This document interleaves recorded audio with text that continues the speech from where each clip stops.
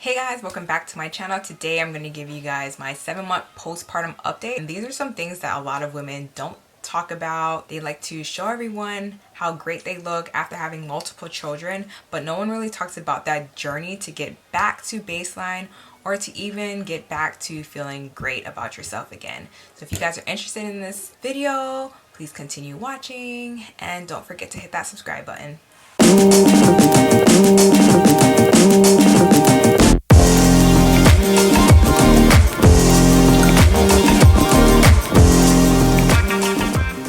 So guys, first I want to start off with my diastasis symphysis pubis dysfunction, how that's going. So I am still in pain, 7 months postpartum, and I expected it to take this long to recover because first off, I've had a more severe case of SPD, and when I was trying to Google other people's stories, I didn't really find anything because it's so rare. And the only other person that I know that had severe SPD was my friend, and she's back to doing CrossFit. So it is possible to be back to normal, doing the things that you really love. So as of right now, I'm still in pain, but I'm able to walk up the stairs like a normal person. Before that, I was sidestepping up the stairs, which was tough, and it literally took me about almost 4 months to be able to walk up the stairs like normal. And that was after my 4 weeks of PT that I did. And I didn't do PT until 3 months postpartum. That was because I was in so much pain.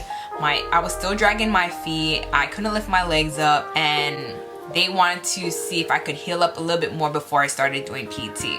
When I first started doing PT, they wanted me to pretty much do Kegel exercises and see if I could lift my legs. So I couldn't do much lifting with my legs, and I couldn't do a lot of the exercises that they wanted me to do. They wanted me to squeeze like a towel between my legs, but it hurt so much. But what they want you to do is really to get that mind and muscle connection back, because it gets to the point where you're like thinking, let me close my legs, but you're just like, I can't even feel that. I can't even feel the ability, or I don't know how to explain it, but you just can't close your legs, you know? So that's what happened.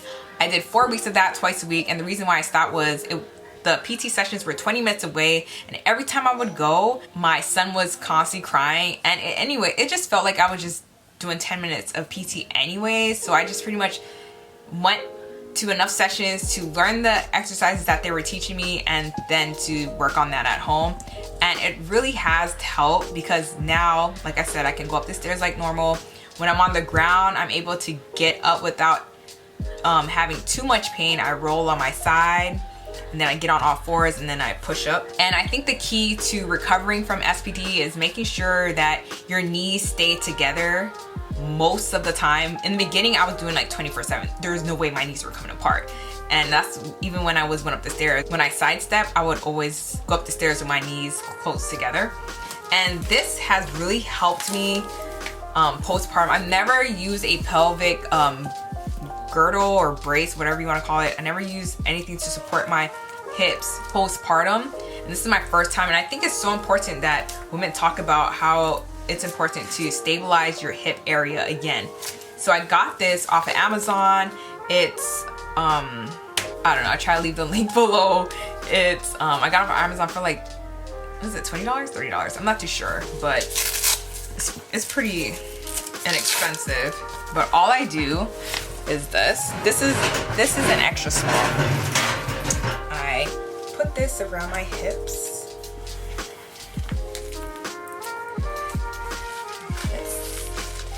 and I like this because it has a double Velcro to make it nice and tight, and I walk like this the whole time. And I was keeping this on 24/7 the first 4 months. And it has helped me so much, because before I was using this, I could hear my, I want to say pelvic bones just like sliding and clicking. I was hearing clicking noises, and I was feeling the sliding, and I was like, what in the world is going on? And sometimes my hips would go out, and I couldn't put any weight on my legs, and it was bad. And I was like, oh my gosh, is this sciatica going on? Like, it was just so much going on. But I stabilized it with this y'all need this. You guys really need this. And on top of that, I also have my girdle, which you guys see on me right now. I got this from Target, but it's an Upspring brand. I'll show you guys. In the beginning, I only used the hip brace because wearing two of them together is overwhelming and you are it's just too much. So I wore this the first 3 to 4 months. And then after that, I started wearing the girdle. And this has helped me a lot postpartum. And I know a lot of you guys are like, well, how did you try to bring your stomach together if you were just wearing this and you weren't wearing a girdle? What I was doing was I would wear this and I would do diaphragmatic breaths to make sure that my TBA was getting tighter and bringing those abdominal muscles close together. So that's pretty much what I did. I was doing diaphragmatic breathing techniques, which you guys can probably find on YouTube or Google. And I also was doing Kegel exercises. So I was doing both of those and making sure my hips are stable. This has helped me a lot. I want to talk about my abdominal diastasis, and I realized that your abdominal diastasis goes hand in hand with the stability of your pelvis. And it took me to have my third child to realize this. So if your pelvis is unstable, and even after having 1 or even 2 or even 3 babies, you will notice that your hips kind of ache, or you'll hear some clicking noises, or your joints feel loose. And that's because you need something to stabilize your hips to make sure they are strong again. And you have to do this with your abdominal muscles and your hips. They go hand in hand. The baby sat in your belly for 9 months and put so much weight on your hips that your hips also need to be restored as well. The more I improve my abdominal muscles, I'm starting to notice that my hips are becoming more stable and I'm in less pain than I normally am. And I feel like, personally, if I can restore my abdominal muscles so that they're strong again, or so that my abdominal muscles are as close as possible as they can be midline, I know my pelvic bones will follow through because they work as a system. And that's what my PT was trying to tell me. Like, everything works as a system. If your abdominal muscles are weak, your hips are going to be weak, your butt muscles are going to be weak, your legs are going to be weak. And that's why I was having a hard time walking. My abdominal muscles have come a lot more closer than they were before. I can feel my pelvic bones feeling a lot more stronger. So that's what I've been doing, but I haven't been able to do any like jump squats or like any kind of squats, and I don't plan on doing that because it still hurts down there. It feels like I pulled my groin. Can I say that? I pulled a muscle down there and it's still trying to heal. I don't know if I tore a muscle. I don't know. I'm not even trying to put that in my head. I'm not even trying to put surgery in my head. So I'm telling you guys right now, if you guys are feeling a little depressed about your situation, be patient, because this time around I'm being so patient. I will wait till I stop breastfeeding before I do any serious exercises. Like, before I go back to cycling, I used to cycle so much, but to even think of cycling right now, ain't no way I'm gonna be cycling. Like, no, I can't even jump without it hurting down there. So that's what I want to let you guys know. Like, nobody talked about the journey to postpartum recovery and being back to your baseline. It takes time. There's no rush. You don't need to prove anything to anybody. You don't have to have abdominal muscles in 3 months or in 6 months. Like, it can take you years to get back to baseline.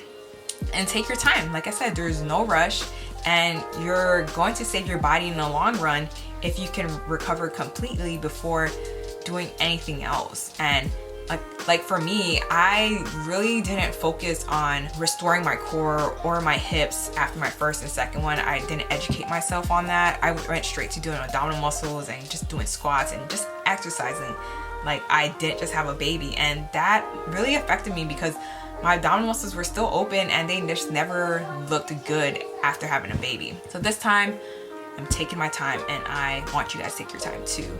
So physically, overall, I've lost a lot of muscle mass, but like I said, that's not even my priority. My priority is to make sure my abdominal muscles heal up and my pelvis and my hips are healed and strong before I do anything.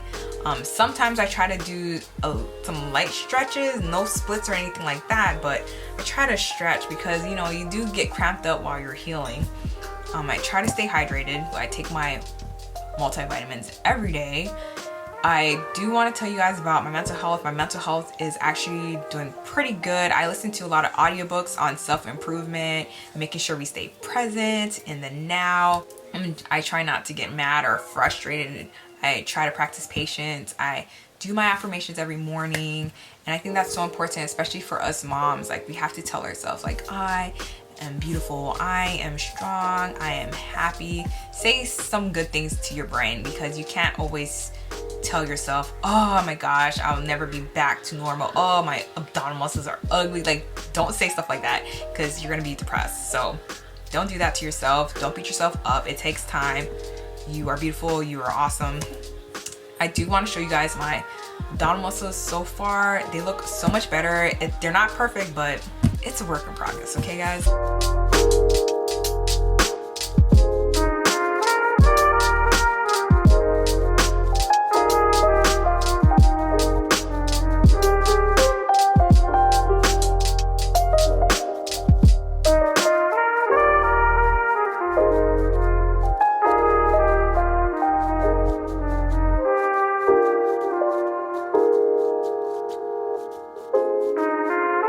So they look so much better. If you guys see my other video, you guys can see my diastasis was like out there. Like, my abdominal muscles were way out here, and I was like, whoa, it's worse than it was the last pregnancy. Like, last pregnancy, it was out there and I never restored it. I just left it like that and just was like, oh, maybe if I have big booty, nobody will see it.